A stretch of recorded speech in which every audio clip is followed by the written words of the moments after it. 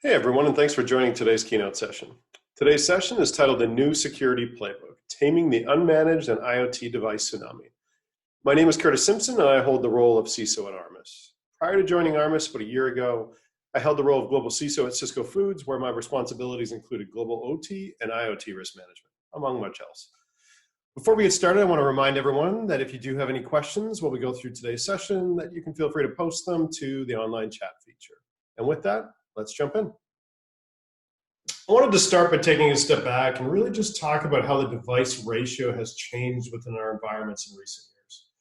I know myself, I started to really notice this in 2016 when we came to the realization that traditionally benign devices like safes and vending machines were all of a sudden connected to the internet, not for our purposes in most cases, but more so for the vendor's purposes. But then what we started to realize was that there were also some early introductions of new IoT devices into our environments. Well, as time went on and we started to investigate this a little further, we realized that our continued digital transformations were resulting in a number of changes. One, we saw holes being punched into our air-gapped OT environments continuously. And when looked at individually, maybe they were less problematic, but when we started looking at them in a grand scheme of things, they were far more significant. But beyond that, we were seeing a very significant level of IoT devices being introduced into our environments, both non-strategically for things like the vending machines, but also strategically. As we were trying to evolve our business, solve various different cost challenges or cost reduction opportunities, opportunities to innovate in support of customer desires and demands, and quite frankly, just continually innovating our business and allowing our senior leaders and key business functions to make more critical and effective decisions based upon the real-time data coming out of our critical areas of our business, which was OT and ICS. We're very much seeing the same thing across all of our customers. This is not a unique transformation. This is not a unique ratio. The vast majority of companies that we work with are seeing at least 40% of their landscape, if not 60+% of their environment today being comprised of OT and IoT. And as we look at those devices, it's not just the fact that the ratio has changed that's concerning, it's a number of other different factors. And one of those is ultimately requires we take a step back and look at the devices themselves. So when we look at IoT devices in particular, these devices were designed to connect to networks. They were purpose-built, they're being sold on the market for very specific purposes, very specific outcomes. Though they were designed to connect to networks, they were not designed to take security agents or for us to configure or harden these devices as we would with, say, a traditional Linux-based device or something along those lines. They're hard to update. There may not be an opportunity to patch these devices, and if there is an opportunity to patch them, there may be significant challenges in doing so that relate to the tooling or the inability to patch these devices at scale. And then you get into the situation of most of us have many different manufacturers that are creating these devices. They all have different means of patching the devices, updating the devices, etc. And there are billions of these devices around the world. So much so that analysts like Gartner are estimating that by 2021, more than 25 billion of these devices will exist across enterprises and in general landscapes around the world. And they are vulnerable. These are computers. I think it's important to remember that. And by saying that these are computers, we've got to remember that these have CPUs, they've got memory, they've got an operating system and software that allows them to connect to a network and communicate over the network and operate and communicate with different devices. Those are the same general principles that are targeted and exploited by bad actors in the traditional devices. The nuance is our tools weren't built for these devices, they were built for the traditional ones like laptops and servers and PCs, those multi-use devices that we all have built we've long since built an understanding of, we've got a strong understanding of, and we've got tools and programs built around them. So with that, these devices and the introduction of these devices into our environment have also had an impact on our traditional security programs. They've affected all of the elements you see in front of you. Asset inventory from the perspective of these traditional solutions that discover devices within our environments can't find these devices. They don't understand the context of them. And if they are finding them, They're finding them as unknown Android device, unknown Linux device, Windows device, etc. They're work creators. They're not building upon a knowledge base of devices that we understand and that we use, or where we use that understanding to build better strategies and execute better responses. From a network segmentation perspective, because traditional devices used to segment networks don't understand the behavior of these devices and can't see the behavior, they're only so effective at being able to manage risks around these types of devices. And it's also important to note that not only are many of these devices we're looking to segment, like these IoT devices, actually running alongside or directly communicating with the devices that we're looking to segment them from. The other element that we should consider here as we think about network segmentation is IoT devices are often used to segment networks, and those devices are also being targeted and exploited through various different vulnerabilities. From a vulnerability management standpoint, we cannot scan these assets. When we do scan these assets, they will often fail. I know I've disrupted many early in my career when I tried to bring my traditional program elements into these OT and ICS environments, and more recently, attempting to scan IoT devices. They're not expecting unexpected traffic, meaning that when they receive that traffic that they weren't expecting that falls outside of those desired outcomes and scenarios, they just fail. They haven't been configured with the right level of error handling to deal with those situations. And from an incident response perspective, we don't have the context around these devices. We can't effectively understand them. And more often than not, that also means that if an attack moves laterally into these devices, we lose visibility into it. So as we think about these devices, it's important that we think not only about our OT and ICS environments, but also about those interconnected or somewhat interconnected IT environments, because many of the attacks we're seeing around the world today are starting in the IT landscape because attacks against our employees are still working, and those attacks are allowing those bad actors to venture into our IT devices that they can then use as a foothold to venture into our OT and ICS environments. And as you look at these devices, what's important to note is devices like phones and CCTV cameras and printers are commonly targeted by some of the most sophisticated bad actors around the world, as well as some of the least sophisticated, because they're in all of our environments. So if you can break into those devices, you can use them to go invisible, move laterally into other areas of the environment. And this is a common technique, including a technique applied by APT28, Russian nation-state bad actor, who's very well known and has been very active in targeting these devices over recent years, and was even disclosed by Microsoft and their research around them as being a very significant actor going after the devices we all have to really establish those weaponized toolkits that they can use to target all of our environments. And of course, as we think about our more traditional OT and ICS environments, there are the HMI, human interface devices that we're using to control our OT components. There's the tablets themselves that may reside within these landscapes or are venturing between the IT environments and the OT environments, can bring their own risks. And then, as I spoke to, there's those consistent devices like security cameras that are everywhere, including in these environments.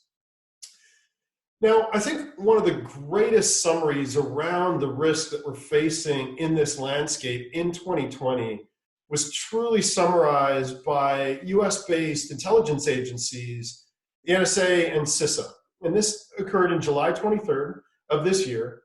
And what you see before you is what they dubbed as the perfect storm. And they ultimately have 5 points of this perfect storm. We're going to touch on a couple of these in a little more detail in a moment, specifically attacks being on the rise and the large and growing attack surface. So let's look at what does it mean by exposures or public? Well, what that ultimately means is, I'm sure many of you are familiar with open information sources and tools like Shodan. Well, Shodan and solutions like Shodan are very much what they're speaking to, because solutions like Shodan are now not only telling us that there's exposed IT within various areas of the world sitting on enterprise networks or otherwise, what bad actors and good actors, Shodan's a tool that I've been using within my teams for years, are now able to rapidly identify, either within a targeted enterprise or generally around the world, are what OT and ICS devices that may be directly connected to the internet, like OT VPNs, such as Moxa VPNs or otherwise, are exposed either through vulnerabilities or, as I've done recent Moxa searches for Moxa VPNs and other similar devices, don't even require authentication. So you're able to rapidly identify devices that can be exploited. And then when you look at ease of IT/ICS system exploitation, this is directly connected, because what this means is, similarly through this information or vulnerability information being available through Shodan, exploitation capabilities now exist for not only sophisticated actors, but even script kiddies and everyone in between. Because solutions like Metasploit now have weaponized exploits that can be deployed with clicks, which means I can find, as an example, a vulnerable asset through Shodan, and then I can deploy weaponized with clicks using a tool like Metasploit as a script kiddie and start compromising OT environments. Very significant, but very real. And there's no signs of these attacks slowing down. Not only have we seen an increase of these attacks, what these agencies also warned of is that anyone who's critically reliant upon OT and ICS infrastructure today should also be concerned that our overall supply chain weaknesses and weaknesses in our OT and ICS infrastructure have been highlighted as a result of this global pandemic. And there's a general concern that those highlighted areas will likely be targeted by well-equipped and less equipped, like script kiddie, bad actors in coming days, weeks, months, and years. So as we look at attacks being on the rise, there's a few examples in front of you here, and there's a couple interesting notes here. One, these agencies specifically called out the attack on Israel's water systems, which is why I've included this as an example here. But if you look at that, there's less details around that event, not surprisingly. What we're seeing is a common trend that is escalating month over month, where bad actors are targeting, again, that IT infrastructure to venture into the OT and ICS infrastructure. And what we've seen that's been pretty common, and there's obviously other elements of the warnings behind the advisory here, but the common event here is that bad actors are targeting these environments and disrupting these environments to realize significant ransoms. And the reason for that is as we know, recovering from compromised OT or compromised devices in our OT environment will often mean rip and replace, not restore and recover from a backup. The bad actors know this, and they're very much executing attacks with this in mind. Now, as I look at the perfect storm details, and as I think about what concerns me most, it's this. It's the large and growing attack surface in the OT and ICS landscape. Specifically in June and July of this year, there were 75 disclosures alone that were specifically pertaining to the OT and ICS landscapes, and they were significant. They ranged from vulnerabilities that applied to OT VPNs, like the Moxa VPNs that I referenced, but also included things like vulnerabilities in Schneider Electric's SIS landscape that harken back to the days of Stuxnet and Triton, many different Siemens CVEs applicable to devices that the vast majority of us are using within our environments. And then if we look at some of the more broad disclosures like Ripple 20 that affected many different devices across IT, IoT, OT, and included devices that ranged from network-based devices to elevators, etc. Not only was this significant, this set of vulnerabilities applies to a very specific library that exists within devices. Very interestingly, as this was disclosed, and we updated our solution to be able to identify these vulnerabilities for our customers, we identified even more manufacturers that were vulnerable to these vulnerabilities. What's concerning about that is some of those manufacturers weren't even aware that they were using that library that was now vulnerable. Again, showing that this is not only a very broad attack surface, but in many cases, even the manufacturers aren't clear on the attack surface. And one other point I wanted to note, because it very much applies to this holistic risk we're facing across our IT and OT ICS landscapes. And it's the CD-PWN disclosures that Armis's research team issued earlier this year in February specifically, because, and the reason I mention this, is because they applied to network devices manufactured by Cisco with a C. Now, as we think about this, why this is so important, it's because these network devices are not just supporting the backplane of our IT networks, but our OT and ICS networks as well. These are the same devices used to just build networks across the world. Unfortunately, only 20% of companies have patched these extremely critical vulnerabilities as of last check, which is very concerning because these could be used to tear down network segments. These could be used to take full control over network segments, full control over firewalls. Very significant, very concerning. And again, this shows that not only are we seeing this huge focus of both research teams and bad actors into OT environments, but this holistic risk is growing and growing, and it's important that we understand it holistically and respond to it holistically. So with that, as we consider this risk and this holistic risk, it is important for us to take a step back and ask ourselves a few questions. Just as we've always done as we start to observe new attack surfaces or growing attack surfaces.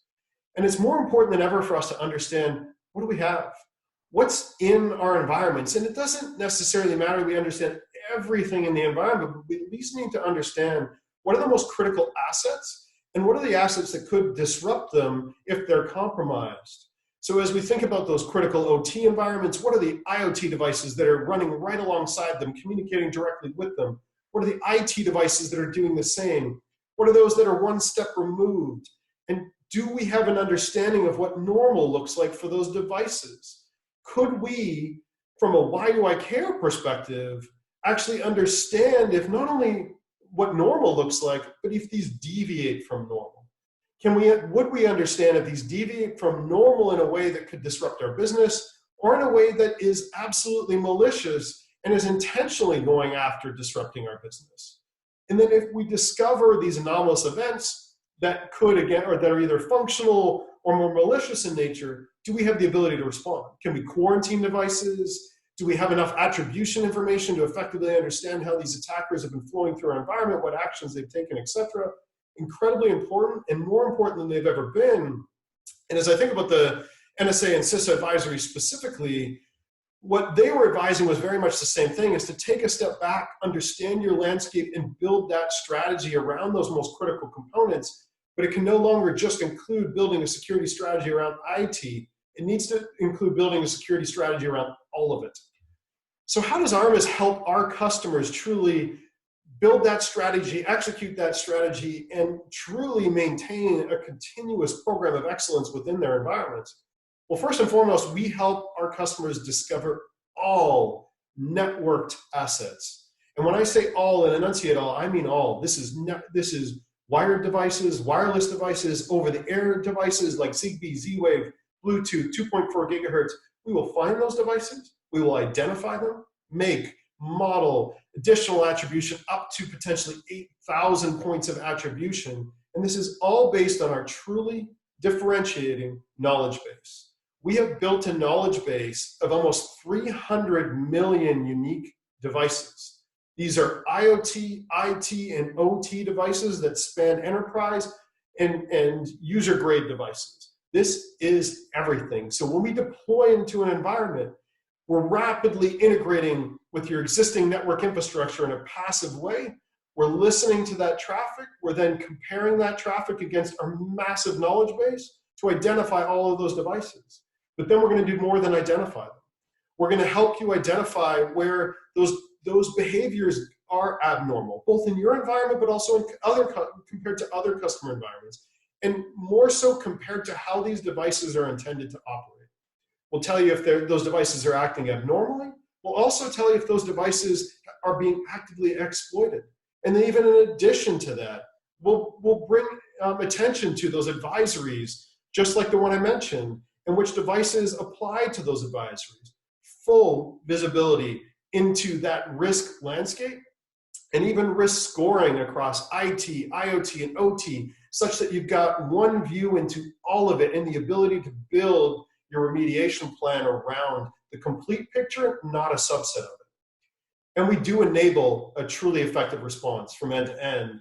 This includes expected integrations with SIMs and SOARs, but also includes integrations with devices like NAC, etc., because we can rapidly identify that exploitation, and then we can even facilitate the responses such that we can isolate that IT device before that attack moves laterally into your OT environment. And that can happen either manually or automatically, and it's all up to you. This occurs passively, or we do all of this passively in a real-time manner and continuously. is such that we cannot disrupt your environment. We are giving you the intelligence to build and execute that effective risk management strategy. Now, I touched on this briefly, but just expand upon it a little bit more.